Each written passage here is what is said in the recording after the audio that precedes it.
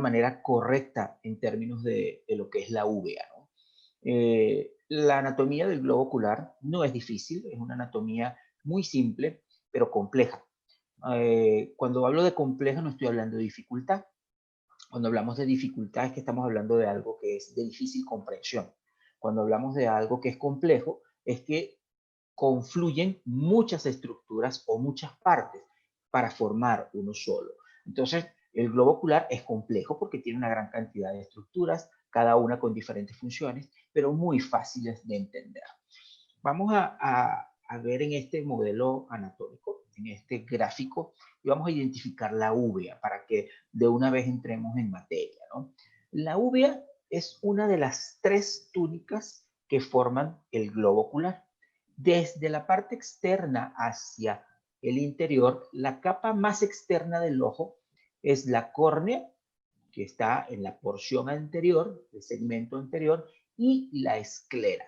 Esa forma la capa fibrosa, es una capa de protección, es la cáscara del ojo, por decirlo de alguna manera. La capa que sigue inmediatamente por debajo de ella es la uvea. Aquí la podemos ver, la voy a señalar con el apuntador. Esto que ven acá es el iris, es la porción más anterior de la uvea. Quiere decir que cuando vemos en una persona, en un animal, el color de sus ojos y decimos, tiene los ojos color verde, tiene los ojos color café, tiene los ojos color violeta, como Sofía Loren, entonces estamos hablando de que esa es una de las partes de la uvea, estamos viendo la uvea directamente. El iris se proyecta hacia atrás, hacia una estructura que denominamos cuerpos ciliares y que junto con el iris forman la uvea anterior.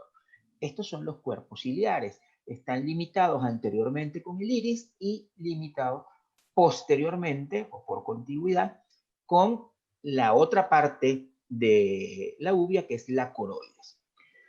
El cuerpo ciliar tiene dos partes, ¿no? Una parte anterior, que es la pars plicata, que tiene unos pliegues, y una pars plana. ¿Okay? El cuerpo ciliar es el encargado de la formación del humor acuoso. Y si proyectamos la uvea hacia atrás, entonces tenemos una capa que es la que denominamos coroides. ¿Okay? Y estamos hablando entonces,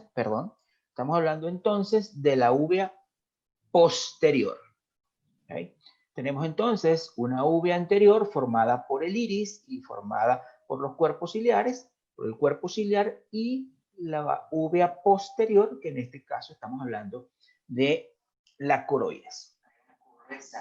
Si vemos desde un punto de vista anatómico, por contigüidad, quiénes son los vecinos de estas estructuras, vemos que la coroides limita internamente con la tercera capa que forma el globo ocular, y es la capa neuroretiniana. ¿Okay? Directamente la uvea tiene relación con la retina. Eso nos hace pensar inmediatamente, con un poquito de suspicacia, perdón, que cualquier situación a nivel de la coroides, cualquier situación inflamatoria, puede repercutir de manera importante en la visión, por supuesto por alteración de la retina. Dijimos también que a nivel de los cuerpos ciliares se produce el humor acuoso, y sabemos que el humor acuoso es importante para la nutrición tanto del cristalino como de la córnea. Una alteración de los cuerpos ciliares puede producir una alteración del humor acuoso en términos de contenido de proteínas, de osmolaridad, de densidad, de presencia de antígenos, de presencia de anticuerpos, de presencia de proteínas extrañas, de presencia de lípidos, y por supuesto traer consecuencias graves para el metabolismo de la córnea y para el metabolismo del cristalino. Entonces, viéndolo de esta manera, podemos entender muy fácilmente la gravedad de lo que significa para un paciente tener una inflamación de la uvea. Podemos tener alteraciones de la presión intraocular, podemos tener alteraciones de la visión, bien por alteración de los medios transparentes, humor acuoso, cristalino, córnea, vitrio, y podemos tener alteraciones de la visión por daños en la retina que pueden ir desde una retinitis, en este caso una corioretinitis, o por lesiones mucho más graves, como puede ser el desprendimiento de retina.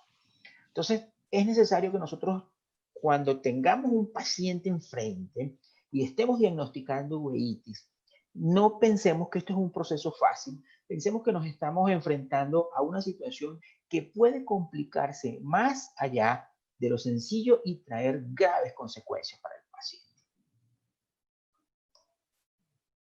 Vamos a ver algunas definiciones, ya vimos la parte anatómica, estas son algunas definiciones que nos van a ayudar, pues desde el punto de vista clínico patológico, a comunicarnos y a conversar. Yo le decía a mis estudiantes en la Universidad Centro Occidental y San Alvarado, sobre todo a los estudiantes de posgrado, ¿no?, que los términos médicos estaban para utilizarse.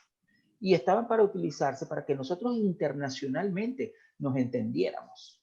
¿Okay? Y que cuando yo digo que es una uveitis, una inflamación de la uvea, pues todos entendemos. Que cuando hablemos de una iritis, estemos hablando de una inflamación del iris. Una ciclitis es una inflamación del cuerpo ciliar. Una iridociclitis es una inflamación del iris y del cuerpo ciliar. Una coroiditis es una inflamación de la coroides. Una corioretinitis es una inflamación tanto de la coroides como de la retina, pero con un componente inicial o mayor en la coroides. Y cuando hablamos de retinocoroiditis, estamos hablando de que las mismas estructuras están inflamadas, pero donde el proceso mayor es en la retina. Y cuando hablamos de panuveitis, estamos hablando de una uveitis que literalmente ocupa todos los segmentos y todos los componentes de la uvea. Esto del idioma médico es muy importante. Tenemos que manejar la terminología médica para que podamos entendernos en el ámbito. Una de las cosas que siempre, y disculpen que hable, por supuesto, de cuando estaba dando clases, pero fueron muchos años dando clases de pregrado y de posgrado, ¿no? No basta con ser profesionales de la medicina veterinaria, tenemos que comportarnos como médicos veterinarios y tenemos que dirigirnos a nuestros clientes como médicos y expresarnos en un lenguaje médico entendible y sencillo, pero sin dejar de utilizar los términos médicos, mucho más cuando estamos entre nosotros. Vamos a hablar entonces de los signos clínicos. Los signos clínicos de la enfermedad ocular son comunes para muchas patologías. Hay algunos que son específicos, muy específicos de la uveitis, pero hay algunos que son compartidos por otras patologías. Entonces, allí es cuando viene la evaluación oftalmológica completa para poder tener diagnósticos diferenciales. Los primeros síntomas que se pueden observar y que son los que va a identificar el dueño de la mascota es el blefaroespasmo, que es el parpadeo continuo, el dolor lo va a manifestar a través de ese blefaroespasmo, la epífora, la fotofobia. Los pacientes con uveitis, sobre todo la uveitis aguda, los pacientes pueden incluso perder el apetito, pueden estar con una actitud deprimida por el dolor. Entonces, todo esto son signos muy generales que pueden acompañar a otras enfermedades. El flare acuoso, cuando hablamos de flare acuoso, nos estamos refiriendo a la turbidez del humor acuoso. El humor acuoso debe ser totalmente transparente. ¿Okay? Sin embargo, cuando hay una uveitis, como hay alteración del cuerpo ciliar y hay alteración de la membrana, de la membrana hematocular, de la barrera hematoocular, entonces pueden pasar al humor acuoso una cantidad de elementos que no estaban allí, como lo dijimos, ¿no? Esto hace que el humor acuoso se ponga turbio. El Tyndall celular o efecto Tyndall, vamos a llamarlo efecto Tyndall. El efecto Tyndall es un fenómeno físico. Ustedes seguramente han estado en una habitación con poca luz, luz en penumbra o totalmente oscuro, y cuando hay un rayo de luz que entra a ese lugar, a esa habitación, ven las partículas de polvo, ¿ok? Eso se está dando porque hay una cantidad de elementos que están suspendidos en el ambiente. Eso es un efecto físico denominado efecto Tyndall. Ese efecto Tyndall lo vemos en el humor acuoso, cuando observamos allí elementos celulares, por ejemplo, que le dan una gran densidad al humor acuoso y podemos ver esas partículas. Los precipitados queráticos son otro de los signos que observamos en pacientes con uveitis. Más adelante vamos a ver una cantidad de diapositivas donde vamos a observar todas estos signos, ¿no?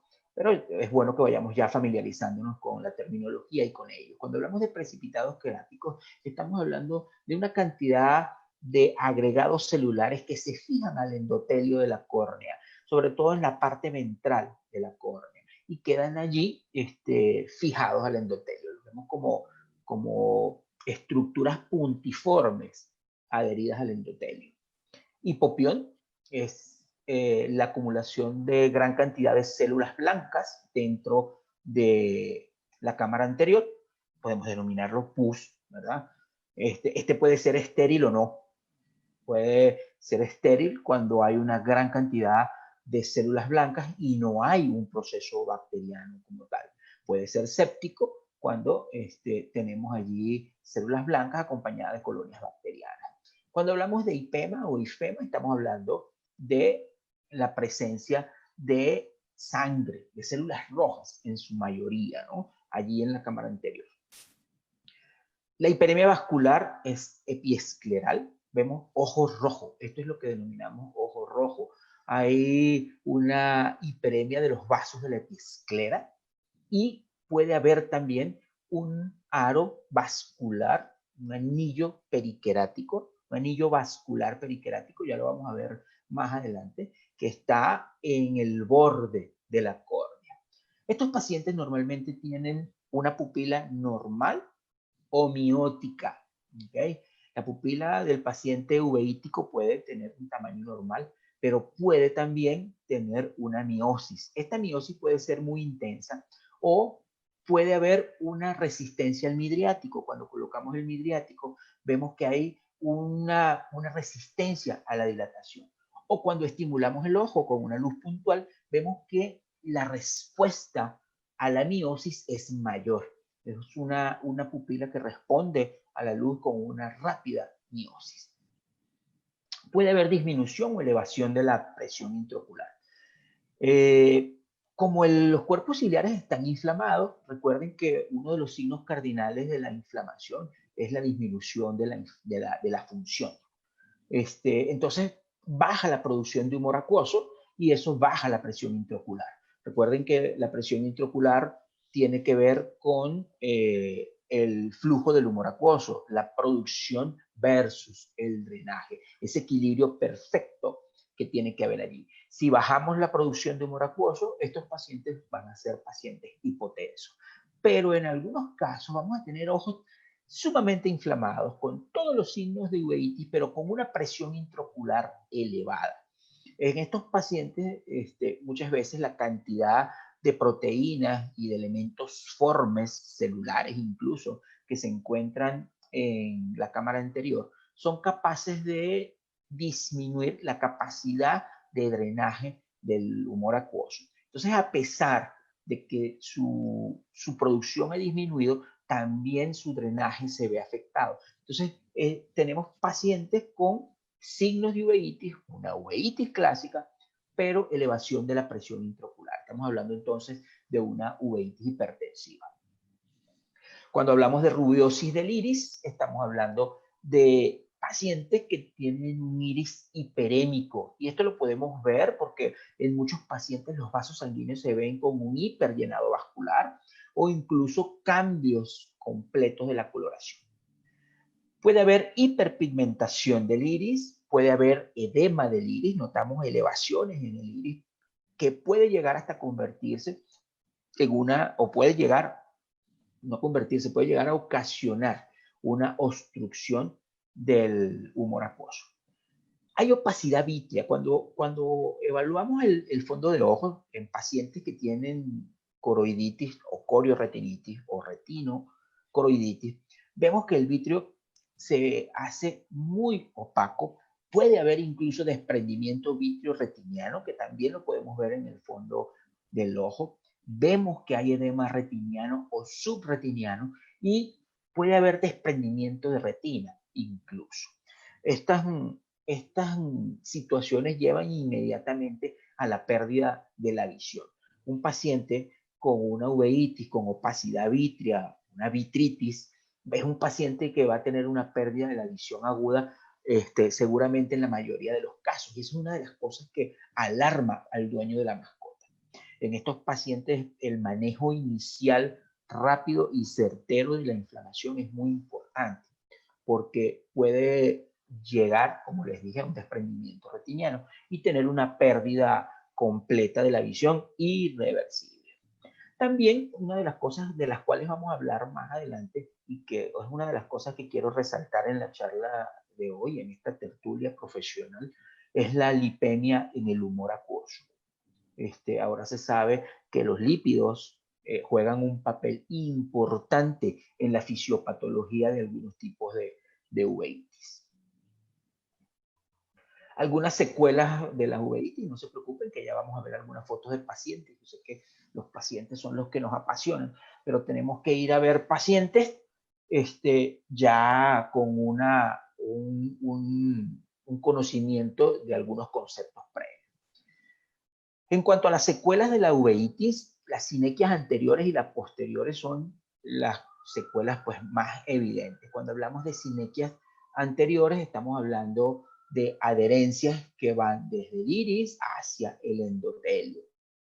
Y cuando hablamos de sinequias posteriores, estamos hablando de sinequias que van desde el iris hasta la cápsula anterior del cristalino.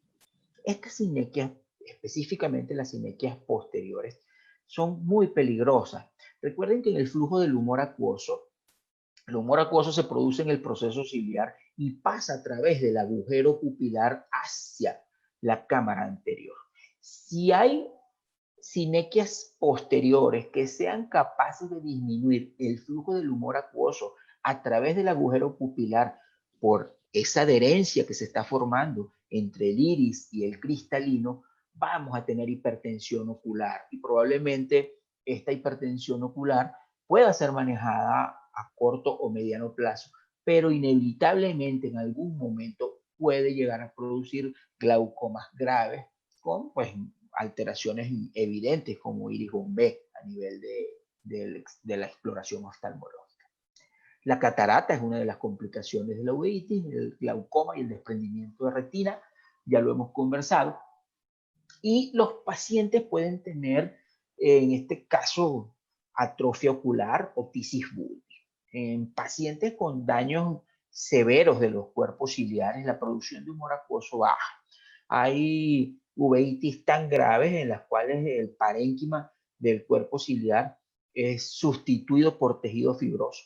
Se pierde la capacidad de producir humor acuoso y se establece un proceso de tisis bulbi.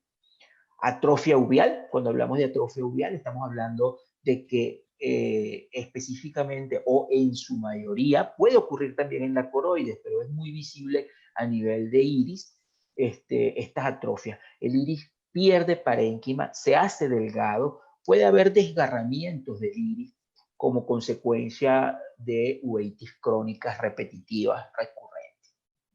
Membranas fibrovasculares preiridianas son un tipo de membrana que se forman por neovascularización, producción de fibrina y que van normalmente desde el iris hasta el endotelio de la córnea. Y existe también algunas membranas fibrovasculares que se forman y que se llaman ciclíticas, que se forman en la parte posterior del iris. El parénquima se hace delgado. Aquí me estoy escuchando con un retorno. Bueno, vamos a seguir conversando. Estas membranas ciclíticas se forman desde la cara interna del iris, incluso hasta la parte anterior del vitrio, ¿no? Y estas membranas interfieren con el proceso visual. Ahora sí, ahora vamos a ver paciente. ¿De acuerdo? Este es un paciente, uno de los primeros pacientes que tuve aquí en Guadalajara, que era una gatita. Ella en este momento vive en los Estados Unidos. Cuando se presentó por primera vez a consulta era un paciente con una uveitis unilateral franca. Una de las cosas que quiero llamar la atención de todos ustedes en este momento es que por convencionalismo nos enseñaron que los procesos de enfermedades sistémicas generalmente son bilaterales. ¿Okay? Y eso es correcto. Lo que no son siempre es simétricos. ¿Okay? Entonces tenemos pacientes como esta niña que presentó un primer ataque de uveitis, lo tratamos con éxito, pero semanas después presentó otro ataque de uveitis en el ojo contralateral. Entonces, cuando tengan pacientes con uveitis, a pesar de que la presentación en ese momento sea unilateral y no haya signos clínicos evidentes en el otro ojo, no descarten nunca la causa sistémica. Y no la descarten porque un alto porcentaje de las uveitis son ocasionadas por situaciones de orden sistémico. Cuando hablo de orden sistémico, no solo me refiero a problemas infecciosos, me refiero a problemas endocrinos, me refiero a problemas neoplásicos, me refiero a una cantidad de situaciones que pueden inflamar la uvea. La uvea del gato tiene una diferencia, o la uvea de los felinos en este caso, tiene una diferencia con la uvea de otras especies, y es que la barrera hematoacuosa y la barrera hematorretiniana no son totalmente infenestradas, tienen fenestraciones. Y estas fenestraciones permiten el paso de algunas moléculas muy fácilmente hacia el interior del globo ocular. Entonces, la uveitis en el gato es una de las situaciones en las cuales siempre debemos sospechar de una situación sistémica y que los gatos presentan una gran tendencia por esta característica anatómica a presentar uveitis. Otra de las razones por las cuales nuestros pacientes, y me refiero a los animales domésticos en general, tienen una mayor predisposición a la uveitis es por la irrigación del ojo. La irrigación de nuestros animales domésticos es diferente a la del humano y es diferente a lo de los primates no humanos. En el caso de los mamíferos en general, y estoy hablando del caballo, estoy hablando de los gatos, estoy hablando de los perros, estoy hablando de los bovinos, estoy hablando de los camellos, estoy hablando en general de los mamíferos domésticos, la irrigación del ojo solo tiene como defensa la barrera hematocular. En el humano y en los primates no humanos, antes de que algo llegue al ojo, el paciente, o mejor dicho, antes de que cualquier molécula del torrente sanguíneo pase hasta el ojo, no solo debe atravesar la barrera hematocular, sino que tiene que atravesar la barrera hematoencefálica, que ya sabemos es una gran protección. Entonces, esa es la gran diferencia. La irrigación del el ojo en los mamíferos viene de la, no primates, insisto en esto, viene de la carótida externa, que da origen a la maxilar interna y luego a la oftálmica externa. Entonces, fíjense que todo lo que está en torrente sanguíneo puede pasar al ojo directamente y solo va a tener la, la barrera hematocular. En cambio, en el humano, la irrigación tiene que pasar primero a través de la meninge interna y se encuentra con la barrera hematocular. Es un detalle anatómico importante.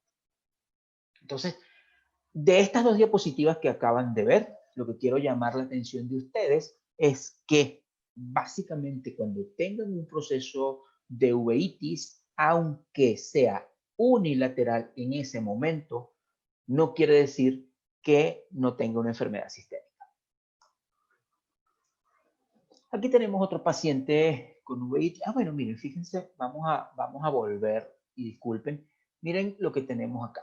Acá tenemos una turbidez importante del humor acuoso. Tenemos, ¿verdad?, coágulos fibrinoides a nivel de cámara anterior. Tenemos cambios de coloración en el iris con rubeosis. Tenemos una vascularización epiescleral. Estos son signos clásicos de uveitis, ¿no? Fíjense la pupila en comparación a la pupila contralateral. Esta es una pupila bastante grande. Aquí vemos que hay una tendencia a la miosis. Este es un caso pues, muy típico de una uveitis anterior. ¿Okay? Porque está en el segmento anterior de la uvea. Déjame ver, perdón. Aquí tenemos otro paciente felino con una uveitis unilateral. Fíjense, ¿ok? Cómo tenemos un cambio en el color del iris. Es una de las cosas que planteamos como signos importantes. Vemos que hay también una turbidez del humor acuoso. Estos pacientes generalmente, cuando tienen esta turbidez del humor acuoso, aunque no estemos en presencia de una panuveitis o de una uveitis también que llegue al segmento posterior, hay una pérdida importante de la visión, temporal en la mayoría de los casos. Bueno, este es un paciente felino y una de las cosas que pasa en el gato es que la principal complicación de la uveitis en los gatos es el glaucoma. Dicho de otra manera, 98% de los glaucomas en el gato son secundarios y la principal causa son las uveitis. Entonces, cuando tengan un gato enfrente con una uveitis, pues tenemos que darle la importancia que tiene. Y esto nos lleva inmediatamente a el concepto de presión intraocular. Si estamos pensando que la principal complicación de estos pacientes es el glaucoma, debemos pensar entonces que el monitoreo de presión intraocular es sumamente importante, porque en el momento en que tengamos elevaciones y comiencen procesos hipertensivos oculares, debemos empezar el manejo con antiglaucomatoso. Esto es bien importante.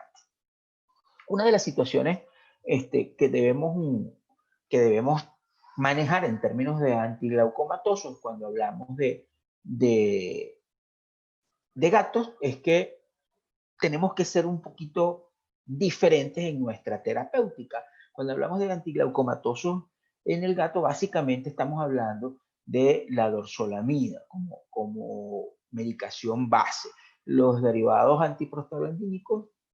prostaglandínicos no funcionan bien y hay ciertas dudas también en relación a fármacos beta bloqueantes, como el caso, por ejemplo, del timolol o del betazolol en el gato. Entonces manejamos dorzolamida. Hay mucho material sobre esto, algunas discrepancias, pero ciertamente el antiglaucomatoso que utilizamos con mayor frecuencia en los gatos es la dorzolamida.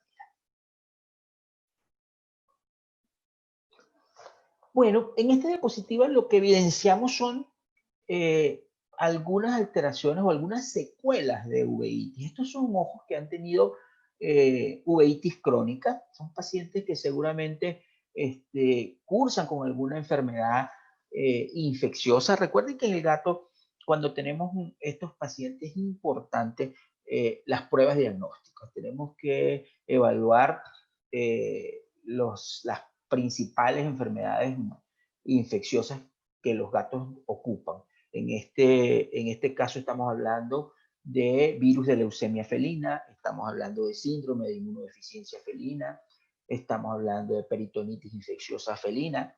Entonces son pacientes, en este caso, con lesiones crónicas, secuelas de uveitis. En este paciente, por ejemplo, fíjense la discoria. Cuando hablamos de discoria estamos hablando de deformación en la forma de la pupila.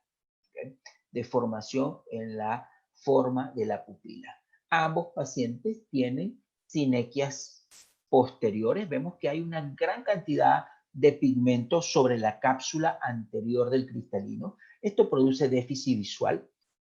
Hay borde pupilar muy pigmentado, adherido a la cápsula anterior del cristalino, y esto puede producir a futuro hipertensión ocular por disminución del flujo del humor acuoso a través del agujero pupilar. Muchos pacientes tienen, estamos viendo diapositivas de gatos, ya vamos a ver diapositivas de caninos. Muchos de los pacientes tienen uveitis crónica y hacen crisis de uveitis aguda. Eventualmente son uveitis recurrentes, ¿no? Fíjense acá con este paciente, tenemos cataratas ya maduras, establecidas. Tenemos hemorragia, esta es una hemorragia aguda, ¿okay? Tenemos una gran cantidad de sinequias posteriores. Esto que observan acá es turbidez del humor acuoso, un efecto Tyndall importante. ¿Se acuerdan que mencioné las membranas fibrovasculares? Tenemos acá membranas fibrovasculares. Son básicamente este es su aspecto típico. Son ojos muy deteriorados, avisuales, y que inmediatamente identificamos signos de uveitis aguda y de uveitis crónica. ¿Eh? Tenemos pacientes como estos. Estos pacientes, evidentemente, es un paciente que va para enucleación. Son pacientes avisuales. Aquí hay que definir algunos términos y consecuencias, ¿no? Hay dos términos que es necesario que nosotros conozcamos, que es la endoftalmitis, por ejemplo, y la panoftalmitis. Cuando hablamos de endoftalmitis, estamos hablando de una inflamación generalizada del ojo, específicamente en términos de lo que es la capa uveal y la capa neuroretiniana, con todas las estructuras que esto involucra, ¿no? Entonces tenemos sin incluir la capa fibrosa, sin incluir la córnea y sin incluir la esclera. Eso es una endoftalmitis. ¿Okay? Generalmente comienzan como uveitis. Son muy frecuentes en traumas penetrantes, ¿no? También tenemos otro término que es la panoftalmitis. Este es un paciente con una panoftalmitis bilateral supurativa. ¿De qué estamos hablando? Estamos hablando de un proceso inflamatorio muy severo de todas las estructuras y capas del ojo. En este caso, supurativa. ¿Okay? Se inflamó la capa fibrosa, se inflamó la uvea, se inflamó la neuroretina, se inflamaron todas las estructuras del ojo, hubo un exudado que se fue modificando, comenzó tal vez como un exudado con un bajo nivel de proteínas y así fue evolucionando hasta llegar a una panoftalmitis supurativa. Son casos tristes para nosotros que al final del día lo que queremos es salvar ojos y que nuestros pacientes tengan visión, pero, y aquí quiero ser muy honesto, no es o no son pacientes que requieran eutanasia. La discapacidad visual completa no es una causa para eutanasia. Cuando yo estudié, estoy hablando de muchas lunas atrás, sí, estoy hablando, yo cumplí este año, ¿cuánto? 32 años de egresado. Te puedes imaginar cuando hace 35 años cómo era la clínica de pequeños animales. Hace 35 años la mayoría de los colegas se dedicaban al trabajo de campo. Todos querían trabajar con bovinos. Yo quise trabajar con bovinos, ¿no? Trabajaban con caballos. Y básicamente cuando llegaban estos pacientes que siempre han existido, ¿okay? Pues eutanasia. Ahora no podemos pensar en esto. Tampoco con los pacientes que tengan daños medulares. Hay muchas situaciones que antes se manejaban de esa forma. Hoy no. Una discapacidad visual completa con enucleación no es motivo para eutanasia. Estos pacientes pueden tener una vida feliz en un hogar feliz y con calidad. Bueno, estas son diapositivas ya de caninos. Aquí tenemos un paciente con una uveitis Fíjense bien cómo tenemos cambios en la coloración del iris, una miosis importante.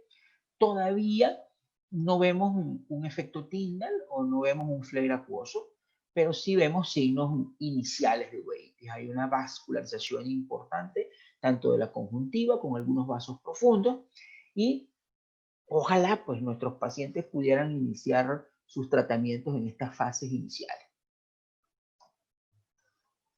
Estas son fases, estos son caninos también, son fases más avanzadas, uveitis más severas.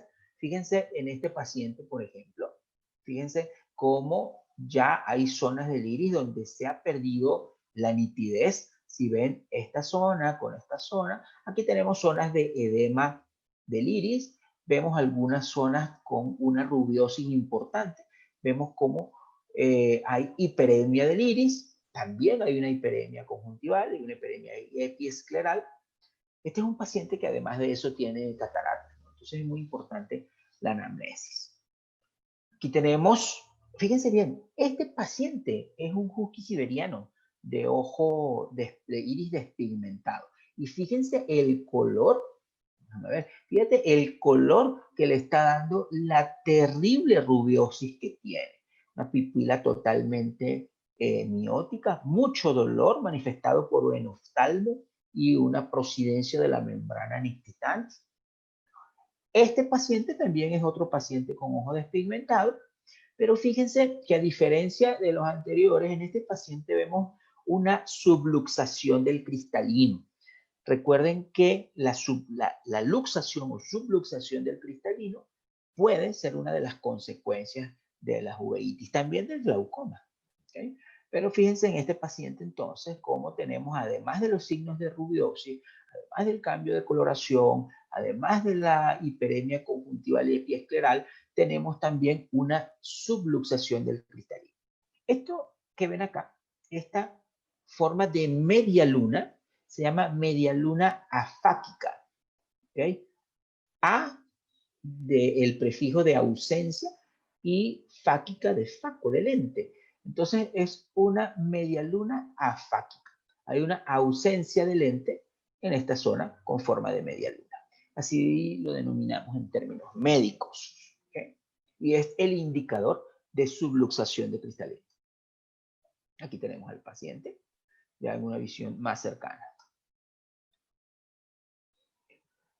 Aquí, en esta diapositiva, lo que quiero mostrarles es básicamente la turbidez del humor acuoso. Y fíjense cómo ya en esta zona hay un tinte rojizo, ¿no? En este paciente ya empiezan a pasar a través de la barrera hematocular algunas células rojas. Este paciente puede terminar, si no detenemos el proceso inflamatorio, en un ifema o en lesiones bastante severas con exudados muy densos, con una alta osmolaridad.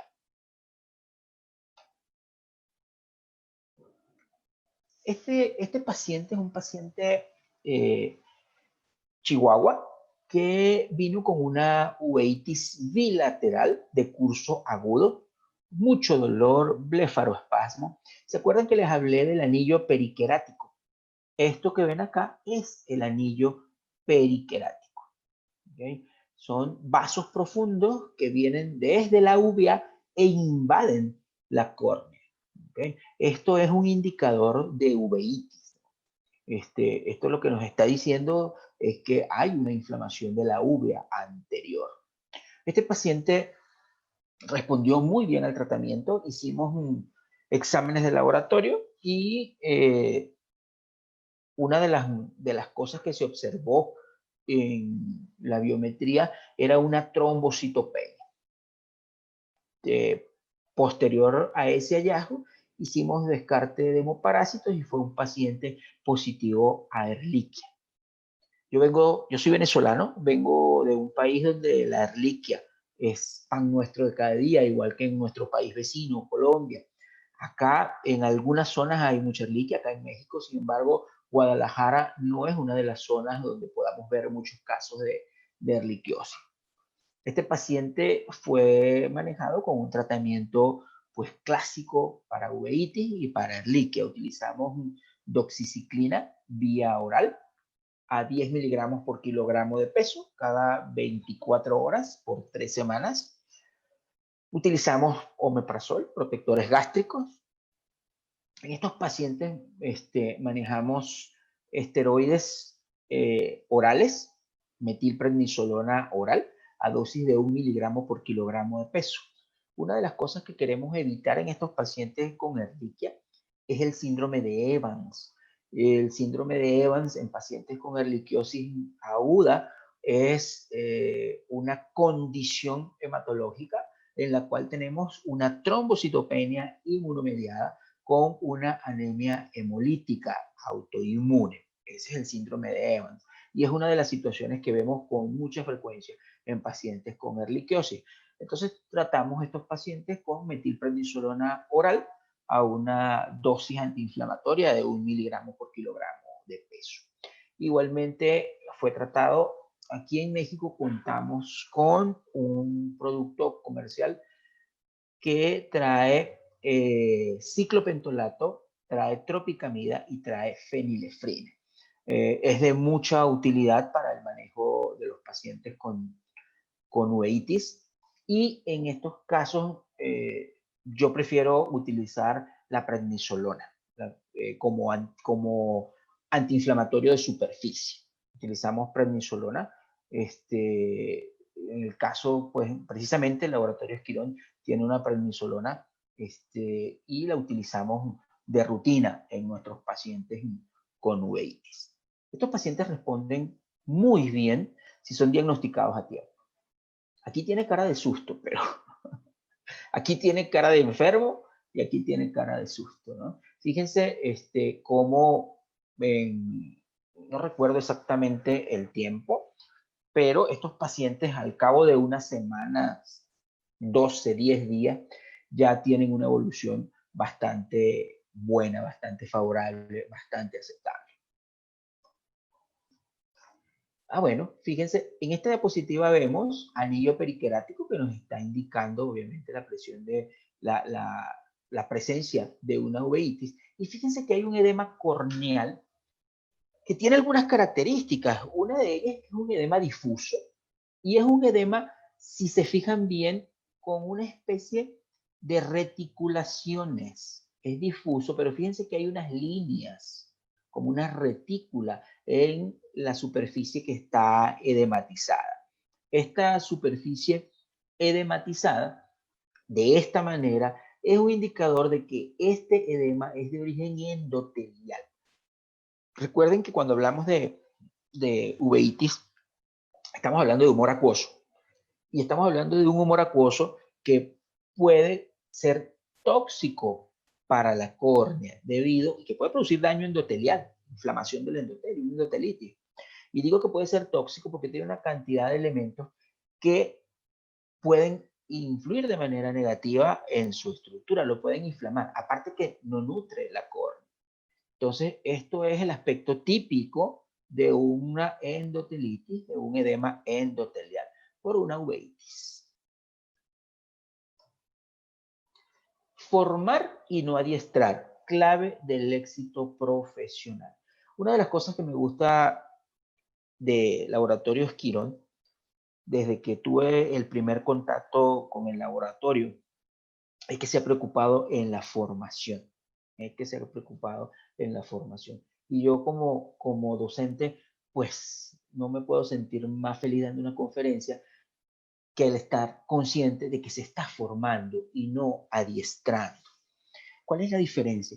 Cuando usted recibe adiestramiento, usted lo que está es desarrollando una destreza, ¿ok? Pero una destreza sin formación realmente tiene mucha deficiencia. Lo importante es la formación, la conceptualización. Por eso, cuando conversamos de esta charla, estábamos hablando de las consecuencias de la uveitis. Y si se han dado cuenta, hemos hablado en términos de consecuencias de anatomía, de relaciones, ¿ok? Entre una cosa y otra, porque realmente en lo particular yo creo en la formación, no solamente en el desarrollo de destrezas, yo creo en el conocimiento para la búsqueda de la verdad, ¿ok? Esa es la clave del éxito profesional. Aquí les coloco mis redes sociales, pueden seguirme por Facebook, Oftalmología Veterinaria Guadalajara, e Instagram, @oftalmovet de León. Estén pendientes porque vienen sorpresas, vienen algunas conferencias interesantes de las cuales vamos a hablar al final. Estos son pacientes con ifema. El ifema es un tipo de uveitis dependiendo de la causa, ¿no? Si tenemos un ifema postraumático, obviamente la causa es un trauma y una inflamación de la uvea, pero podemos tener también ifema sin que haya inflamación de la uvea, en el caso, por ejemplo, de las trombocitopenias o de cualquier trombopatía, ¿no? Donde haya una acumulación de células rojas o de sangre completa en la cámara anterior. Ahora bien, las estadísticas de la presencia de ifema y de complicaciones a mediano y largo plazo es brutal y nos da un golpe muy duro a los veterinarios oftalmólogos cuando tenemos una uveitis frente a nosotros, tipo ifema, cuando tenemos un ifema frente a nosotros. Estadísticamente, según pues, algunos trabajos y según algunos autores, 80% de los pacientes que tienen ifema postraumático, 80% de ellos tienen o terminan en atrofia ocular. Entonces, una cosa que debemos decirle a los propietarios cuando tenemos un ifema postraumático, una uveitis con derrame de sangre en cámara anterior, es que tenemos 20% de posibilidades de que el ojo termine bien contra un 80% de que las cosas terminen mal. Si nosotros tenemos formación, como lo decía hace un rato, podemos entonces tener muy buena comunicación con nuestros responsables de mascota. Esto que ven acá, este líquido, porque es un líquido de color negro que tenemos acá en cámara anterior, no es pigmento, esto es sangre, ¿ok? Pero es sangre que ha tenido ya más de 8 días en la cámara y empieza un proceso de oxidación. De hecho, cuando lean literatura de ifema, una de las cosas literatura americana de ifema, una de las cosas que le van a decir es un ojo en bola 8, X-ball. ¿Por qué? Porque la bola 8 del billar es de color negro. Entonces, cuando tenemos sangre ya con esta coloración, una de las cosas que debemos pensar es que vamos bien, que no tenemos una hemorragia activa. Lo peor que nos puede pasar en un paciente con ifema son hemorragias activas. ¿Okay? Perdón. Déjame volver acá. Son hemorragias activas. Las hemorragias activas pueden durar mucho tiempo. Y una de las razones más subestimadas es la hipotensión o hipotonía ocular. Un paciente con uveitis y que tenga presiones intraoculares muy bajas puede tener un ifema persistente con hemorragia activa, pero aun cuando ya la uveitis haya cedido, esté controlada la inflamación. Si se mantiene la hipotonía por mucho tiempo, en la ruta del humor acuoso, en lugar de tener una salida de humor acuoso, vamos a tener un reflujo retrógrado o un flujo retrógrado de sangre, con sangre que va a pasar desde el torrente sanguíneo hacia la cámara anterior, a través de la ruta del humor acuoso. Entonces, este tipo de ifemas realmente terminan en enucleaciones y los debemos considerar. O sea que cuando tengan pacientes con uveitis muy hipotensos, piensa en la posibilidad de que se presente este tipo de ifema y que terminemos en una enucleación. Bueno, fíjense bien, este es un trabajo, se publicó en el 2008, en julio del 2008, se publicó en Veterinary Ophthalmology, pueden conseguirlo, y básicamente es de la Universidad de Cornell, y lo traje a colación para recalcar la importancia del enfoque sistémico de la inflamación de la uvea. Sabemos que las causas de uveitis son infinitas, pero una de las que muchas veces no consideramos es esta, la uveitis lipémica. Eh, Una de las situaciones que se estudió en este trabajo, se diagnosticaron 114 ojos en 75 perros. Eso nos lleva rápidamente a la conclusión de que algunos de los pacientes presentaron uveitis unilaterales. Una de las causas de estas uveitis lipémicas, como se denominan, la más escasa, pero está presente allí en el estudio, son ingestas de alimentos eh, con alto contenido de grasa de forma indiscriminada. Pacientes que tuvieron un consumo de alimentos que no eran aptos para él con una gran cantidad de grasa y terminaron con un aumento de triglicéridos y por supuesto con uveitis lipémica. También hubo un buen número de pacientes con uveitis a otros procesos como la queratoconjuntivitis seca, queratitis ulcerativa, algunos pacientes con cataratas. Pero lo más resaltante de este trabajo es que pudimos asociar los aumentos de triglicéridos con enfermedades como diabetes mellitus, ¿okay? Enfermedades como hiperadrenocorticismo e enfermedades como hipotiroidismo. Entonces tenemos que considerar los aumentos de triglicéridos sanguíneos como un, un factor que puede producir uveitis. Y lo interesante de estos pacientes es que hasta que no se controlen los niveles de triglicéridos, no vamos a tener, ¿okay?, una resolución completa del proceso inflamatorio. Entonces, esto trae a colación para que de ahora en adelante, cada vez que tengan que investigar los exámenes de un paciente con uveitis, revisen triglicéridos, ¿ok? Espero que sea de utilidad la información. Este es un paciente con una uveitis clásica, pero lo que vemos acá en la turbidez del humor acuoso y este tipo de secreción es compatible con una lipidemia, con una hiperlipidemia. Fíjense que lo vemos como cuando vemos un plasma con hiperlipidemia.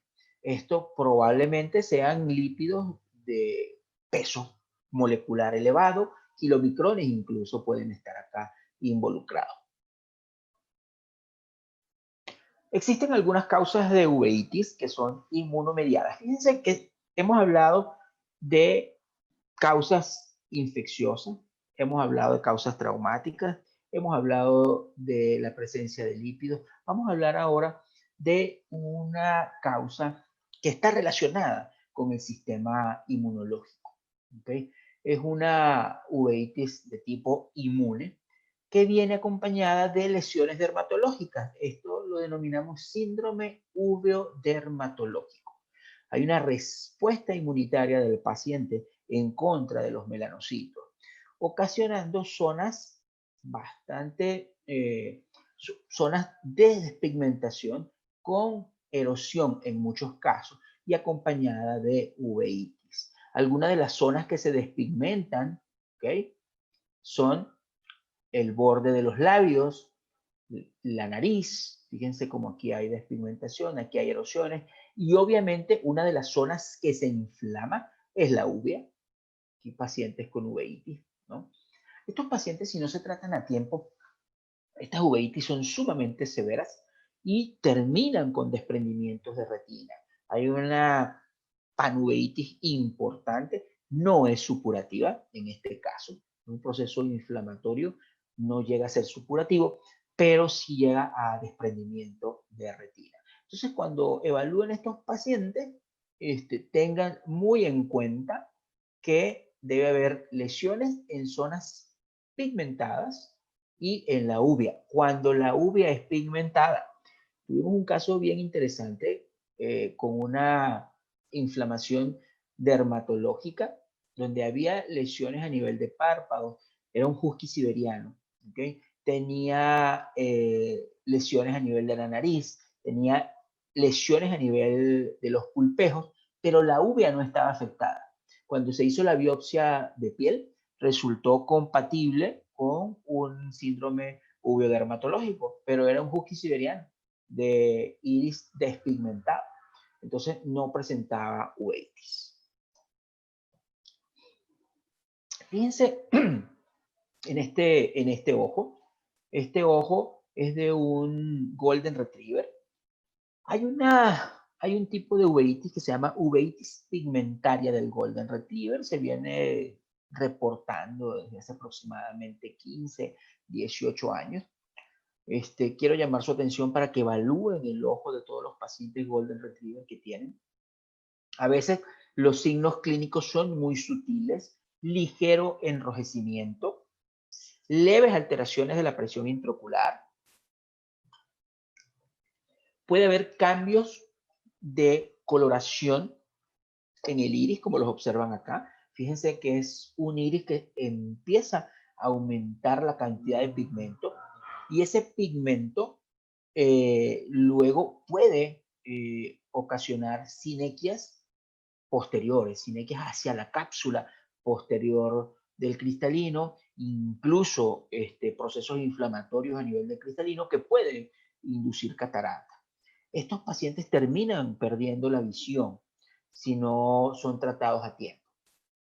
Hay algunas controversias en términos de la etiología de este tipo de uveitis, pero se prevalece la teoría de que son a través de un mecanismo inmunomediado, mecanismo inmunológico. El tratamiento inicial, como en la mayoría de los casos de uveitis, lo hacemos con esteroides.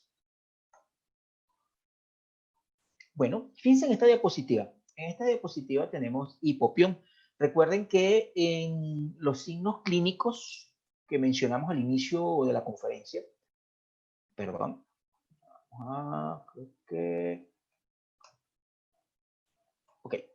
Entre los signos clínicos que mencionamos al inicio de la conferencia, teníamos el hipopión, que es la presencia de células blancas a nivel de cámara anterior. Es una uveitis supurativa, por decirlo de alguna manera. Algunas de las enfermedades que pueden producir este tipo de uveitis es la piometra. ¿Okay? Entonces, en sus pacientes con uveitis de este tipo, no descarten la posibilidad de una piometra. Enfermedades neoplásicas como el linfoma también pueden producir este tipo de lesión. Básicamente, por las características anatómicas que hemos conversado de la irrigación del ojo, cualquier proceso inflamatorio purulento, cualquier proceso tumoral puede llegar hasta la cámara anterior, puede llegar hasta la uvea y puede producir uveitis. Entonces, tenemos que estar atentos y, pues, como hemos dicho, las causas de uveitis son infinitas. Metastásicas, o sea, neoplásicas primarias, neoplásicas metastásicas, infecciosas, tóxicas, traumáticas, etcétera, etcétera.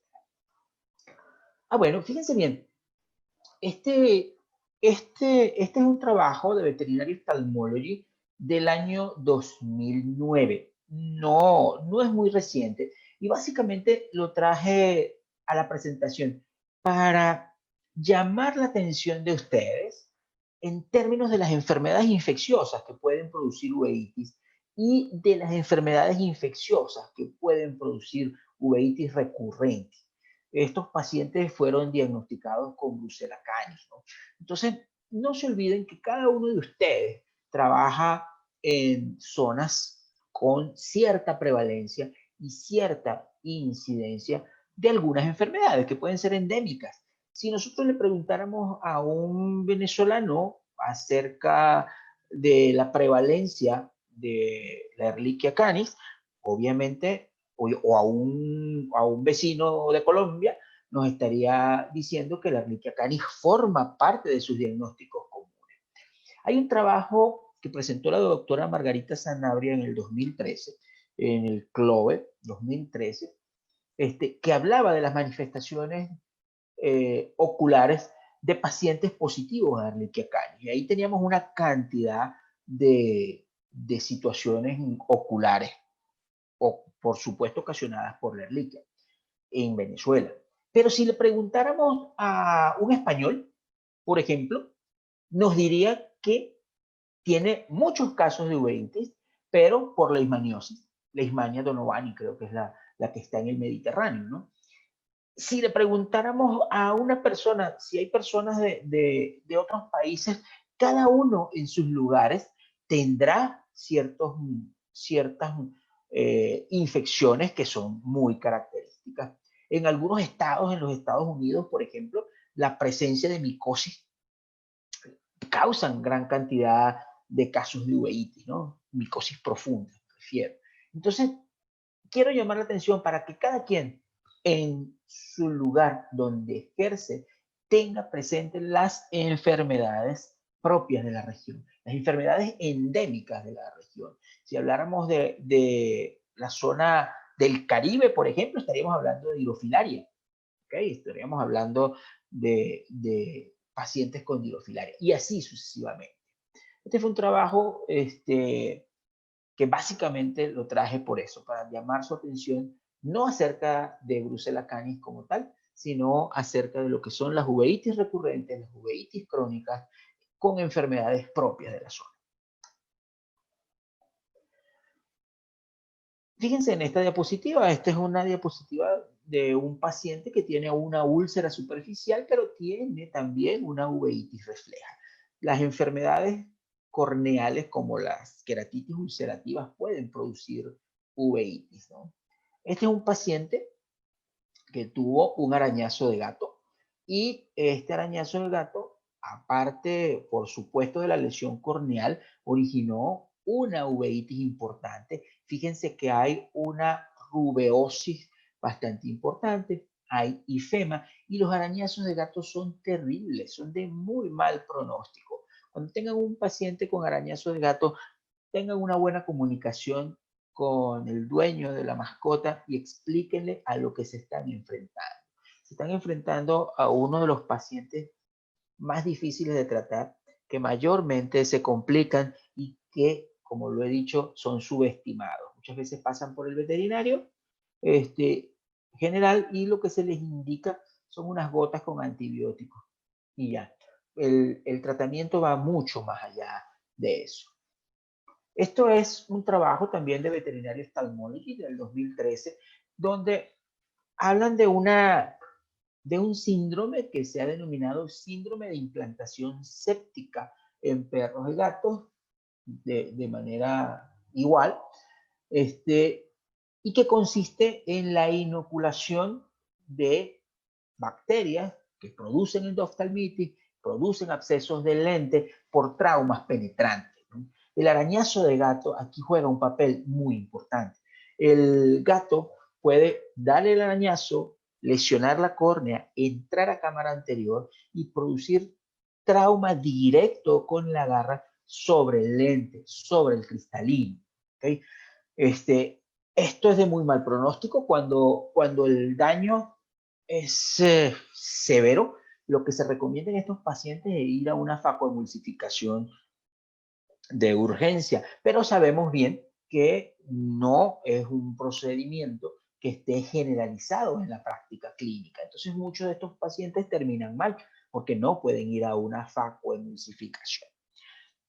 Este trabajo plantea, y es algo que ustedes deben conversar con sus clientes, que después de varias semanas del trauma, el trabajo establece que en un rango entre 5 y 6 semanas después del traumatismo puede presentarse esta endoftalmitis, ¿no?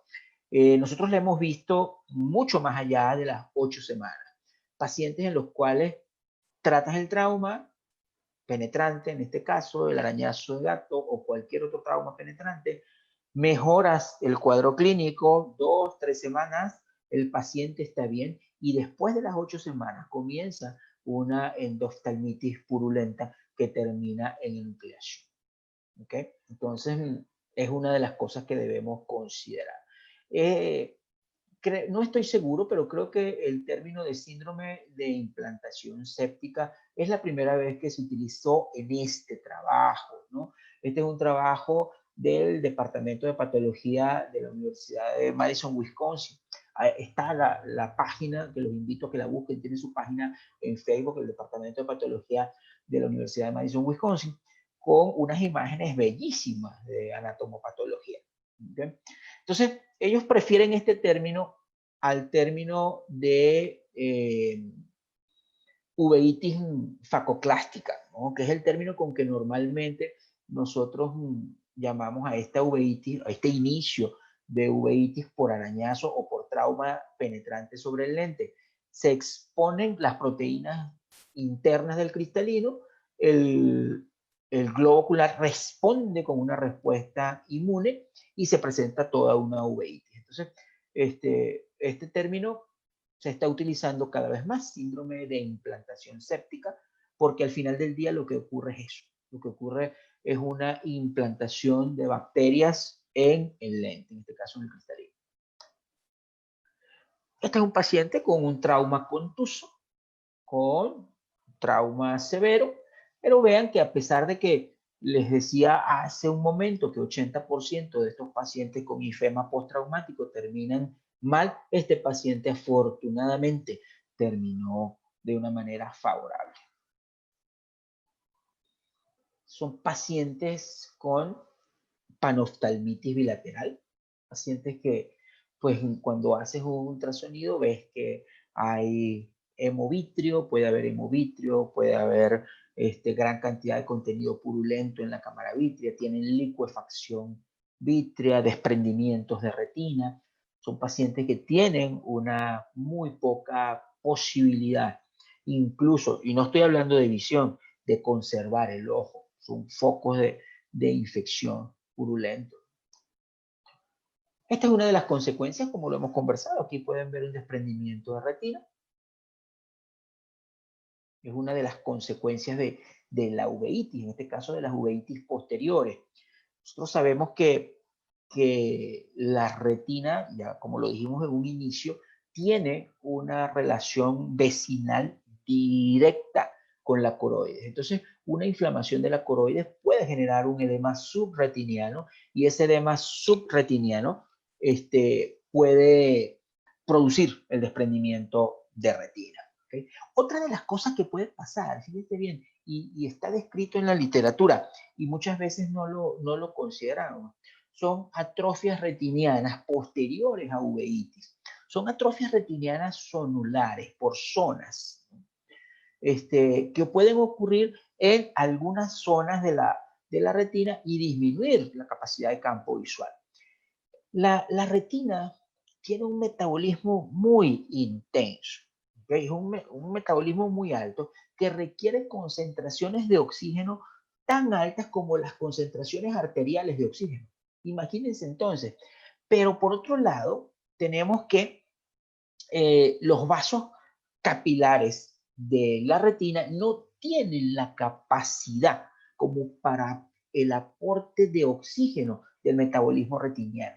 Por eso es que la nutrición de la retina depende en gran parte de la coroides. Si tenemos una coroides inflamada, esa coroides va a perder la capacidad de nutrición de la retina. Y aunque no haya desprendimiento retiniano, podemos tener zonas de atrofia, porque la retina, ante ese proceso inflamatorio de la uvea, no recibió la cantidad de oxígeno que tenía que tener. Entonces son pacientes que después de la uveitis, la hemorragia no es activa, sino que tenemos un coágulo, podemos usar el TPA. La forma de usarlo es intracameral, es dentro de cámara anterior. Tenemos que entrar a cámara anterior y colocar allí la inyección. En pacientes, por ejemplo, con depósitos de fibrina y esas uveitis fibrinógenas, en 6 horas después de la aplicación del TPA ya vemos una buena mejoría. En pacientes con coágulos de sangre, donde es una indicación, y ifemas ya con coágulo, si queremos evitar secuelas posteriores, formación de sinequias y una rápida disminución del proceso de formación de trombos, pudiéramos utilizarlo en la dosis acertada de 25 microgramos por microlitro y a las 24-48 horas tener muy buenos resultados. El control del dolor. El control del dolor ocular es una de las grandes situaciones que causa impaciencia. Tenemos pocas alternativas de uso común. Ya les mencioné algunas, entre ellas los AINES COX-2, ketorolaco. También en pacientes hospitalizados podemos utilizar el butorfanol. Básicamente les estoy hablando de pautas, no les estoy hablando de tratamiento, por lo que les decía. Es mejor que en función de lo que ustedes tengan a disposición en sus países, tengan a disposición en sus lugares de trabajo, puedan establecer ya sus formas particulares de manejo del paciente. Pero no olviden estas pautas: diagnóstico etiológico, controlar la inflamación, prevenir las secuelas y el control del dolor. Trabajar duro por algo que nos interesa se llama estrés. Trabajar duro por algo que amamos se llama pasión. Yo me imagino que todos los que están conectados en este momento tienen una gran pasión por la medicina veterinaria, y aquí estamos trabajando a esta hora porque esto es trabajo, esto es formación. Quiero aprovechar la oportunidad. Ahí tienen mis redes sociales, ahí van a tener información. Vamos a tener un próximo evento por esta vía también de Laboratorios Quirón. Yo lo voy a publicar en mis redes sociales, el laboratorio lo va a publicar también en sus redes sociales. Va a ser pronto, tal vez en unas 2 semanas, estemos compartiendo una reunión con una colega de Colombia, la doctora Sandra Acevedo, de Medellín, y vamos a estar hablando sobre urgencias oculares. Va a ser un tema bastante interesante para que nos reunamos nuevamente en una tertulia profesional. Igualmente, ahí tienen mis redes sociales. Voy a aprovechar la oportunidad también para comentarles que esto ya es particular, voy a ofrecer una capacitación sobre cómo organizar un quirófano para oftalmología. Allí en mis redes sociales van a tener esta información. Eso también es para este mes, pero ya es una iniciativa personal. De esta manera quiero terminar la conferencia, darle las gracias al Laboratorio Quirón, específicamente a Elías, que es el vínculo más cercano que tengo con el laboratorio. Gran amigo, gran persona. Gracias, Elías, por la invitación. Y pues yo no tengo acceso a las preguntas. Aquí vamos a necesitar entonces, Elías, que si hay preguntas y comentarios, pues ya me los vayas diciendo y comentando. Y me digas qué hago con la pantalla. La dejo de compartir, la dejo ahí, tú me dices cómo manejamos esto. Ok, perfecto, muy bien. Sí, ayúdame a dejar de compartir, doctor, por favor. Pues antes de continuar, les quiero pedir una disculpa a todos. Tuvimos ahí un problema técnico, severo, pero bueno, al final pudimos resolverlo. Les pedimos una disculpa. Ya estaré revisando yo después con el doctor, poder hacer la charla, la vamos a grabar para que la podamos subir completa sin ninguna interrupción y todos puedan revisar el material. Pues realmente, como comentó el doctor, en estas situaciones a veces hay cosas que no controlamos, como la luz. Entonces, pues bueno, nos sucedió en esta ocasión, pero les agradecemos a todos los que se volvieron a conectar. Sé que disminuyeron la cantidad de personas, les pido una disculpa nuevamente, pero pues vamos a continuar. Dentro de las 2 preguntas que pude captar, doctor, Gómez nos preguntó: buenas noches, doc, saludos, ¿qué tipo de fármaco oftalmológico será recomendable para aplicar en pacientes que presentan uveitis o glaucoma?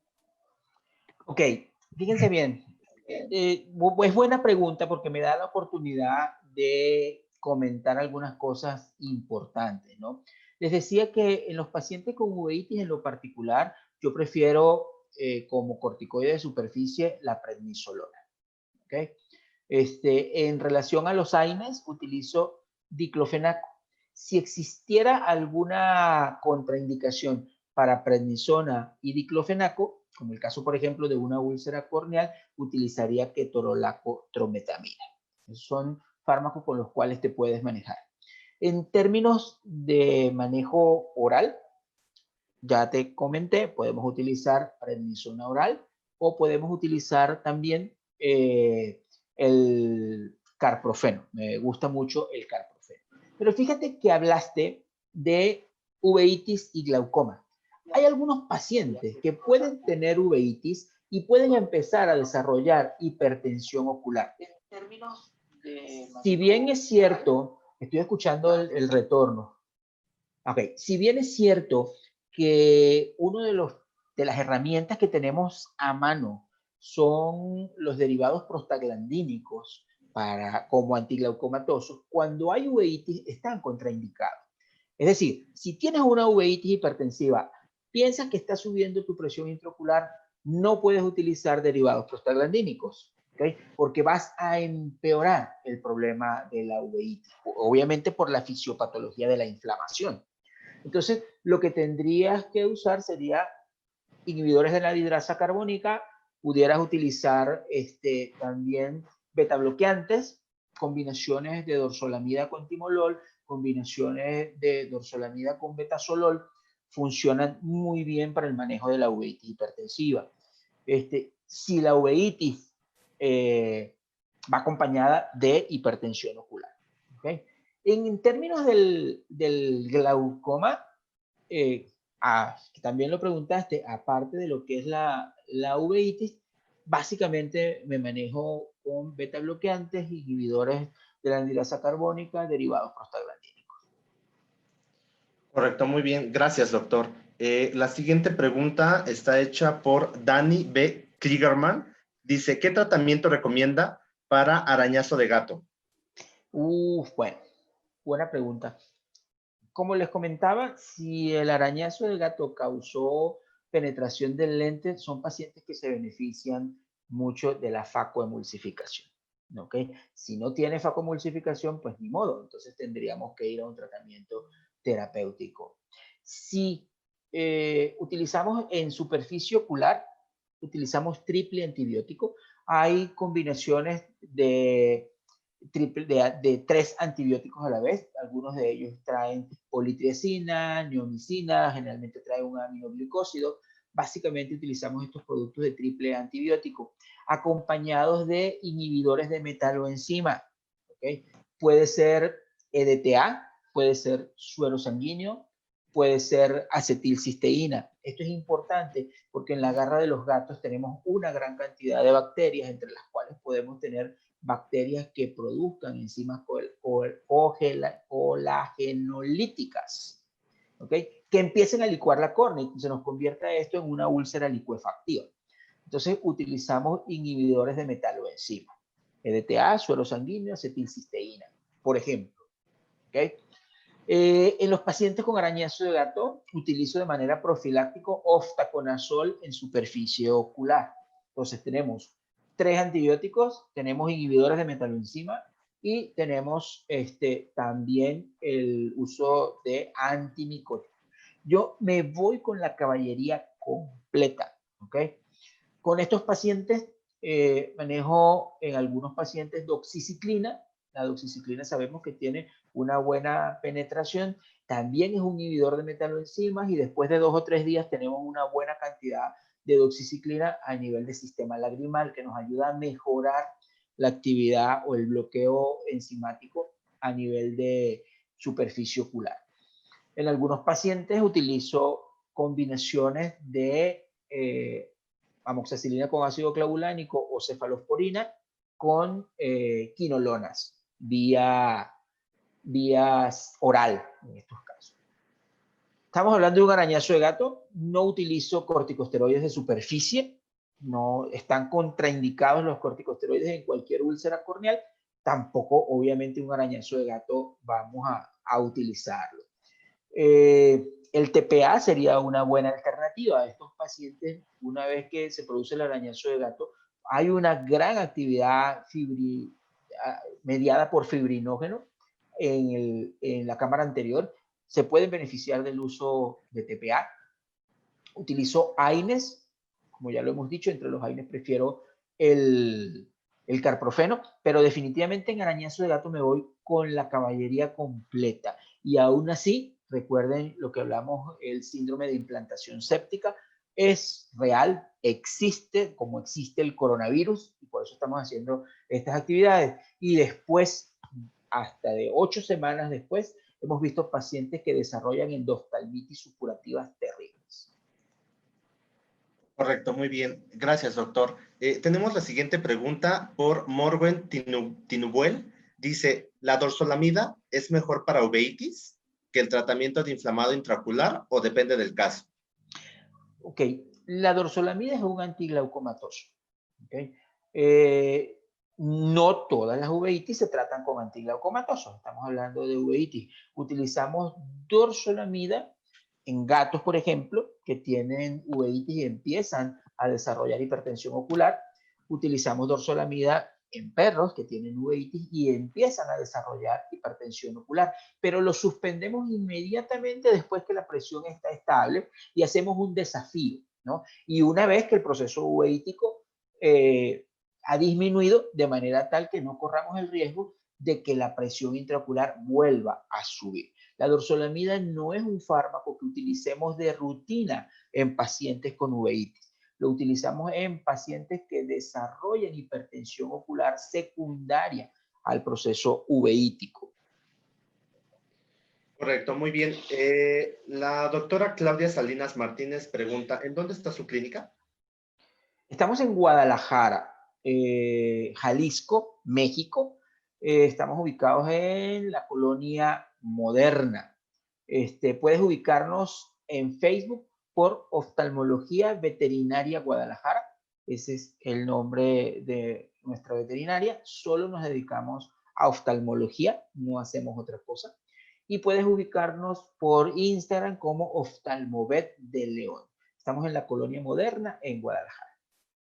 Gracias. Garis Villarreal nos pregunta, ¿en qué casos recomienda el uso de plasma autólogo y tarsografía cuando tengo úlceras perforantes traumáticas con uveitis? Me repites la pregunta porque son como varias cosas. ¿Cuándo ¿En qué, utilizo el suero ¿En qué autólogo? casos recomienda el uso de plasma Plasma. autólogo Ok. y tarsografía cuando tiene úlceras perforantes traumáticas con uveitis? Ok, fíjate bien. El suero sanguíneo, el suero autólogo, es una muy buena fuente de anticuerpos, por ejemplo, y es una muy buena fuente de enzimas que van a bloquear la licuefacción corneal. Durante el proceso de, de agresión corneal bacteriano, caso de pseudomonas, algunas especies de estreptococos, estas bacterias liberan enzimas que son licuefactivas y que tienden a licuar literalmente la córnea. ¿Okay? Estas enzimas las bloqueamos, entre otras cosas, con el suero autólogo.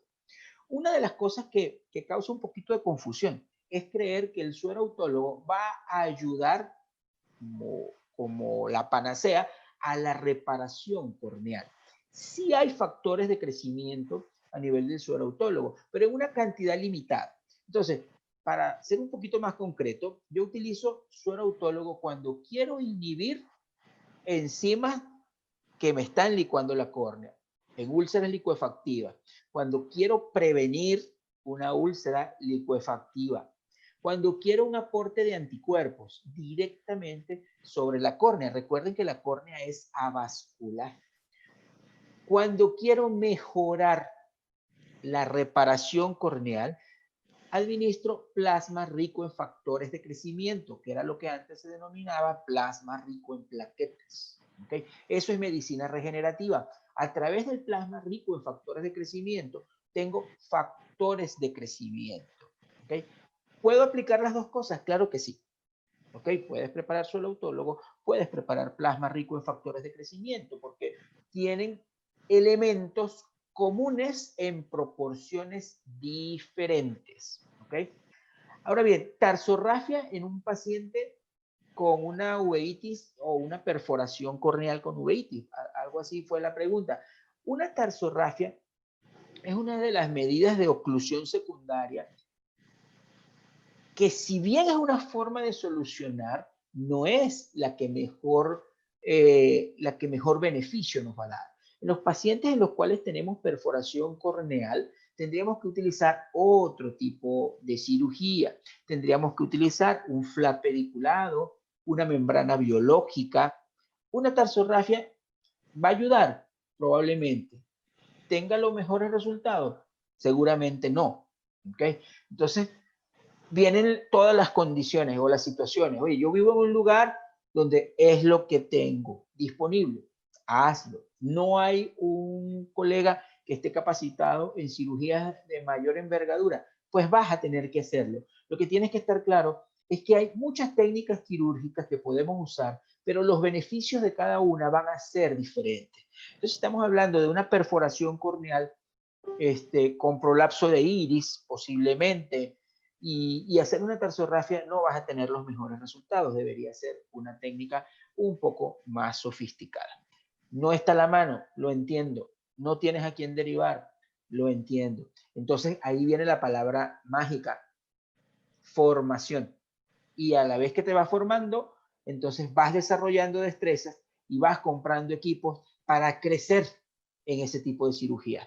Empiezas con una tarsografia, luego te capacitas y haces un flap de tercer párpado, luego aprendes a hacer los flaps pediculados, preparas tus membranas biológicas y es una curva de aprendizaje que te va a llevar a solucionar con el tiempo de diferentes formas o mejor dicho, elegir la mejor opción para cada uno de tus problemas. Correcto, muy bien. Hugo Gil nos comenta, cuando tengo una uveitis con presencia de úlcera corneal, ¿puedo utilizar los esteroides orales? Y pregunta complicada. Y ojalá quede grabado para que no digan, Luis de León dijo que. Ok, fíjense bien. Tengo una uveitis y hemos dicho que las consecuencias de las uveitis son graves. Pueden poner en peligro la visión. Eso lo sabemos. Debemos utilizar entonces esteroides. Pero tengo una úlcera corneal y estamos hablando de esteroides orales, estamos hablando de esteroides sistémicos. Si esa úlcera no está vascularizada, yo, Luis de León, me arriesgo a utilizar esteroides orales porque la córnea es avascular. Entonces, voy a tener concentraciones adecuadas de esteroides antiinflamatorios a nivel de torrente sanguíneo, van a llegar a la uvea a través de la irrigación sistémica y a través de la irrigación ocular, pero no va a haber esteroides a nivel del foco de la úlcera. ¿Okay? No va a haber esteroides en la úlcera. Ahora, si yo tengo una úlcera que esté vascularizada y tengo una uveitis y doy esteroides sistémicos, esos esteroides orales o por la vía que los esté administrando van a llegar al torrente sanguíneo y sin duda alguna van a llegar al lecho ulcerativo. En ese caso yo estaría haciendo algo inadecuado, estaría haciendo mala praxis. Entonces, utilizar esteroides orales en pacientes con úlcera. Si tengo que salvar la visión, tengo una coroiditis, tengo riesgo de desprendimiento de retina, tengo que disminuir el proceso inflamatorio, los uso. Si la úlcera no está vascularizada.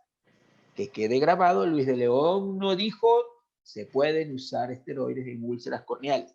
Tengo que evaluar la situación. No existe un tratamiento estándar para las úlceras corneales. Uno tiene que evaluar esa úlcera, ver qué parámetros tienes. Tienes que evaluar profundidad, vascularización, etapa de la cicatrización, para enfermedades concomitantes, en este caso uveitis, factores perpetuantes de la úlcera, para poder tomar decisiones. No hay dos úlceras iguales, no hay dos tratamientos iguales. Gracias, doctor. Guadalupe González nos pregunta, ¿el PRP lo recomienda? ¿Cómo? PRP, plasma rico en plaquetas o plasma rico en factores de crecimiento. Sí, sí lo recomiendo, claro que sí. Y hemos tenido resultados realmente extraordinarios. ¿Okay? El plasma rico en factores de crecimiento es medicina regenerativa, como lo mencioné hace un momento atrás. Lo pueden preparar en su consulta. Necesitan una centrífuga que les dé concentraciones entre 1500 y 2000 revoluciones. La mayoría de las centrífugas que están en el mercado tienen este tipo de revoluciones. Necesitan tubos tapa azul, no pueden ser tapa morada, no pueden ser, tienen que ser tapa azul con citrato, más no con EDTA. Los tubos con EDTA, acuérdense que cuando hacemos plasma rico en plaquetas, ahora plasma rico en factores de crecimiento, lo que queremos son los factores de crecimiento que están en las plaquetas. Y se sabe que el EDTA el que está en los tubos tapamorada, fragmenta las plaquetas. Entonces, cuando tomamos una muestra para prepararla, para preparar factores de crecimiento, plasma rico en factores de crecimiento, en un tubo tapamorada, estamos perdiendo gran cantidad de factores de crecimiento, porque una vez que la sangre está en contacto con el EDTA, las plaquetas se fragmentan, algunas de ellas. Entonces utilizamos tubos de citrato. Necesitan micropipetas calibradas, automáticas, que puedan dar volumen de 100 microlitros y de 50 microlitros. Y pues el proceso de elaboración es sumamente sencillo, tienen que practicarlo, pero no necesitan más de lo que les estoy diciendo. Necesitan aprender el proceso y necesitan practicarlo. Practicarlo, ¿por qué? Por el pipeteado. Básicamente, uno de los puntos claves del plasma rico, de la elaboración de plasma rico en factores de crecimiento, es el pipeteado. Tienes que sacar la capa que tiene el plasma rico en factores de crecimiento sin producir turbulencias. Por eso se utilizan estas micropipetas graduadas, ¿no? Automáticas. Y hay que practicarlo, definitivamente. ¿Y en qué pacientes lo utilizo? Lo utilizo en todos los pacientes donde yo requiera una rápida evolución de la úlcera con buena transparencia, con una modulación del proceso inflamatorio que me permita tener una cicatriz de menor envergadura y pues mejores resultados. Recuerden que esto es medicina regenerativa y la medicina regenerativa se basa en que las células que estamos estimulando a través de los factores de crecimiento son las mismas células que estaban en el tejido inicial, ¿ok? Entonces lo que quiero es una córnea con una mayor transparencia. En esos casos lo utilizo. Gracias, doctor. José Ángel Álvarez Yáñez nos pregunta, ¿qué combinación de analgésicos y desinflamatorios recomienda en uveitis? Bueno, estás hablando de combinación. Una de las preguntas, ya hemos hablado pues, sobre la mayoría de los fármacos que utilizamos. Puedes combinarlos. Puedes combinar, por ejemplo, un diclofenaco con un corticosteroide sobre superficie ocular. Sí, sí lo puedes combinar si lo crees necesario, siempre y cuando no haya una úlcera corneal o cualquier otra indicación. ¿Ok? Entonces, habrá un paciente donde tú quieras utilizar un diclofenaco y quieras utilizar una metilprednisolona y lo puedes utilizar en superficie ocular. Puedes combinar un carprofeno y puedes combinar una prednisolona oral. O no es recomendable, vas a tener una cantidad de efectos adversos, gastrolesivos, por ejemplo. Entonces, este tipo de combinaciones no. Podemos utilizar tramadol. Existen algún tipo de controversias acerca de sí o no. Nosotros utilizamos tramadol en algunos pacientes con uveitis. Los resultados son erráticos. Algunos pacientes tienen una buena respuesta y otros pacientes donde el control del dolor no es tan efectivo. ¿Okay? Pero básicamente los fármacos que usamos ya los hemos comentado en preguntas anteriores. Correcto.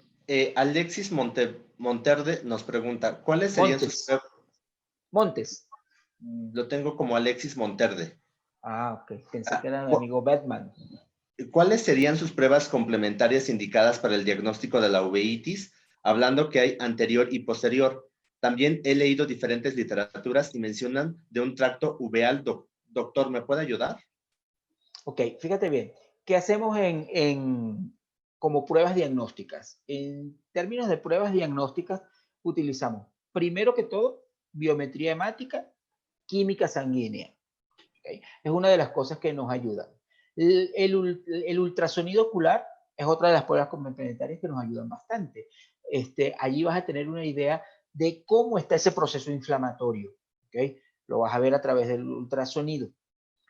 Otra de las cosas que podemos hacer es la centesis de cámara anterior. La centesis de cámara anterior nos va a permitir hacer cultivos bacterianos, cultivos micóticos, nos va a permitir hacer pruebas serológicas. ¿Okay? Son pruebas que puedes hacer. En los felinos, obligante, virus de leucemia, virus de inmunodeficiencia felina. Muchas veces haces todas estas pruebas y no vas a obtener ninguna información que te ayude al diagnóstico, porque como te dije, las causas son infinitas. ¿Ok?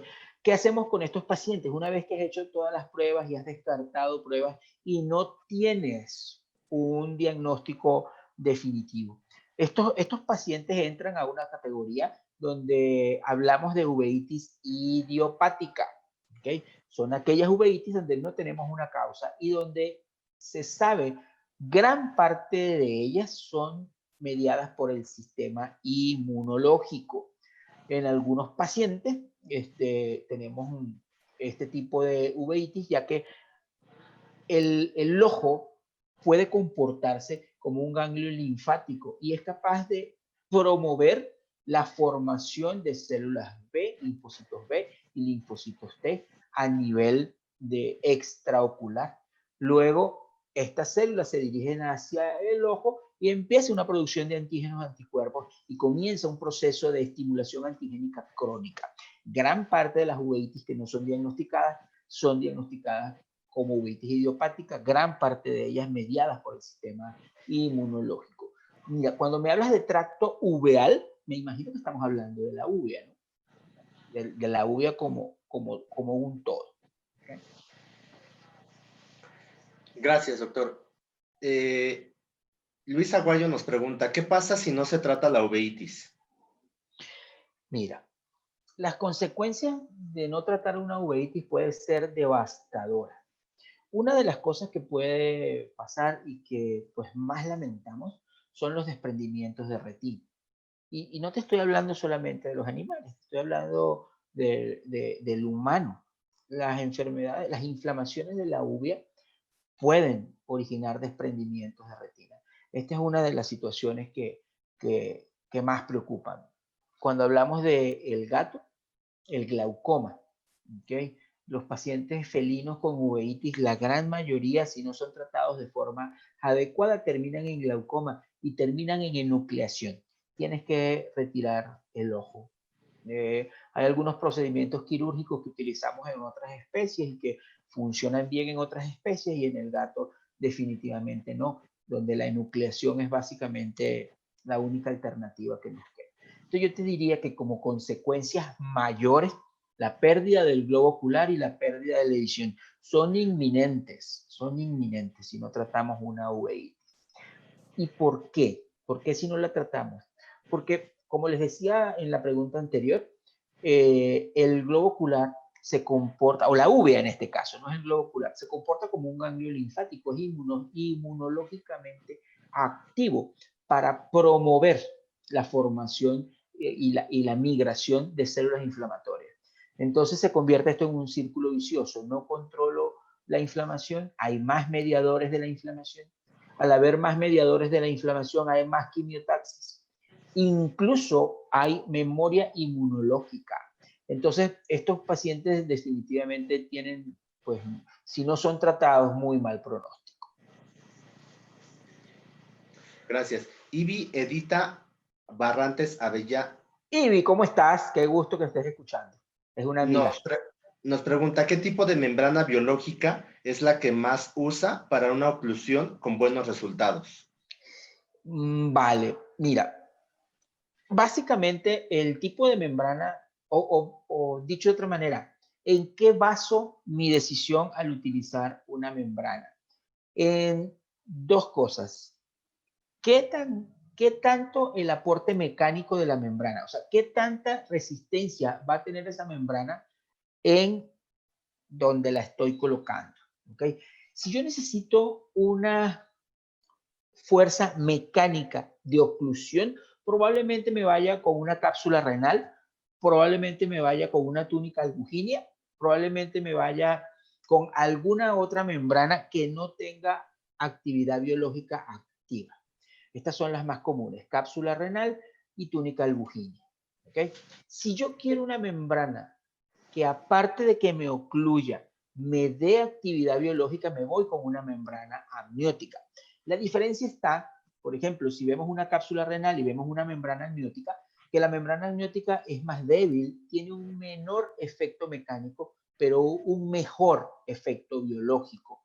La membrana amniótica tiene factores de crecimiento, va a activar formación de factores de crecimiento, va a ser modulador de angiogénesis, va a ser modulador del proceso de cicatrización. Incluso la membrana amniótica puede servir de membrana basal para crecimiento celular. Las otras membranas que te mencioné, cápsula renal, túnica albuginea, son oclusión mecánica. Entonces, en eso basamos nuestra decisión. Quiero poder mecánico con poder biológico, quiero solo un poder de oclusión mecánico. Básicamente, en eso tomamos las decisiones. Y que estés muy bien. Saludos a toda la gente de Perú que esté conectada en este momento. Y saludos para ti, por supuesto, amiga. Gracias. Las dos últimas preguntas, una de ellas es de Santiago Alejo y nos dice, disculpe, si la uveitis fue diagnosticada muy tarde y cambió de médico en cada diagnóstico y se manejó tratamiento para desprendimiento de retina y después para glaucoma, ¿qué porcentaje mejorar tendría el paciente? Es que un paciente puede cambiar de médico y un paciente puede cambiar de tratamiento siempre y cuando los tratamientos hayan sido adecuados en su momento. Ahora bien, velo de esta manera. Si yo tengo un tratamiento antiglaucomatoso en una uveitis porque subió la presión intraocular, pero resulta que no fue suspendido el antiglaucomatoso cuando mejoró la inflamación, no fue suspendido el antiglaucomatoso cuando mejoró la presión intraocular, probablemente esté haciendo daño y una de las cosas es no hacer daño. Y no hago daño cuando prescribo los medicamentos adecuados, ¿no? Entonces, más que, te lo pongo de otra manera. Un paciente puede ir con uveitis al mismo lugar, con el mismo médico, varias veces, y si ese médico no lo está tratando de manera adecuada en cada ocasión, pues está pasando lo que tú quieres ejemplificar. ¿Okay? El problema no es a cuántos médicos vaya, el problema es que en cada ocasión, en cada visita, el médico evalúe el momento. Por eso estos pacientes tienen que tener un control de presión intraocular bastante minucioso. Por eso estos pacientes deben evaluarse a pocas horas una de otra consulta. ¿Por qué? Porque el estatus de la inflamación puede cambiar de un día a otro y hay que medicarlo. Entonces, tú no puedes decirle, por ejemplo, a la persona, sí, vamos a poner un tratamiento para uveitis y vengas en 15 días. No, vas a perder el ojo probablemente y se va a complicar. Entonces, el estatus tiene que cambiar, o mejor dicho, el tratamiento tiene que cambiar según cambie el estatus del paciente. Entonces, pues es un solo médico el que lo ve y no toma las decisiones adecuadas en cada momento de la inflamación, pues también está haciendo daño. No sé si me expliqué bien. Okay. Ya nos estarán comentando, doctor. Y bueno, finalmente la última pregunta es por Fabi Guzmán y pregunta, doctor, una pregunta con respecto al PRFC. Ajá. ¿El micropipeteado se hace de la superficie del plasma o más profundo sin llegar a la serie roja? Sin llegar a la serie roja. La parte de plasma que tiene una mayor cantidad de factores de crecimiento es la que está más cercana al paquete celular. ¿Okay? Entonces ahí debe ser nuestro pipeteado. ¿Okay? Tienes que pipetear las otras partes sin generar turbulencia, pero sí, básicamente la parte del tubo que tiene una mayor cantidad de factores de crecimiento es la que está cercana al paquete celular. Perfecto, excelente, doctor. Bueno, pues nuevamente muchísimas gracias, doctor. No, ahora gracias sí, a las ti. inclemencias nos tocó muy fuerte, pero como siempre usted muy profesional, ya estaremos después platicando para que podamos poder colocar la transmisión correcta, completa, Okay. y pues todos nuestros médicos veterinarios se pueden beneficiar de ello. Y pues nada, habías comentado que vamos a estar próximamente también con alguna otra charla, nos comentaste que va a ser la doctora Sandra de Sí, Colombia, Sandra entonces, Acevedo. pues bueno, vamos a estar haciendo la comunicación, tomaremos nuestras precauciones correspondientes para que no nos suceda nuevamente esto, y pues Claro. bueno, finalmente les agradezco a todos los que nuevamente se volvieron a conectar. Como podrán ustedes notar, tenemos ahí una promoción especialmente para todos ustedes por el webinar. Es una promoción muy interesante, son 2 piezas de cada uno de los productos que tenemos de la línea Quiroftal, antibióticos, antiinflamatorios, lacrimomiméticos y antibióticos que pueden hacer toda esta línea realmente muy atractiva y sobre todo que podamos saber en dónde podemos ocuparlos para las diferentes cuestiones que podemos llegar a tener en el ojo. Y pues la promoción es que tienen el 50% de descuento directo, así es que pueden aprovechar esta promoción, es válido solamente en la República Mexicana, así es que pues les agradecemos mucho que se hayan conectado y pues bueno, hubo también algunos médicos que nos estuvieron ayudando a compartir nuestras publicaciones, así es que felicidades, ganaron un kit de regalo, un Quiroftal Dexa, un Quiroftal Ciproxin, un Quiroftal Neodex y un Lagrivet. Yo compartí en mis redes. Sí, la verdad es que está es broma, genial. es broma. Está genial los ganadores. Uno de ellos fue Jorge Luis Reyes. El otro ganador fue Garis Villarreal. Y por último tenemos a nuestro ganador Ivi Edita Barrantes. Mira, Ivi.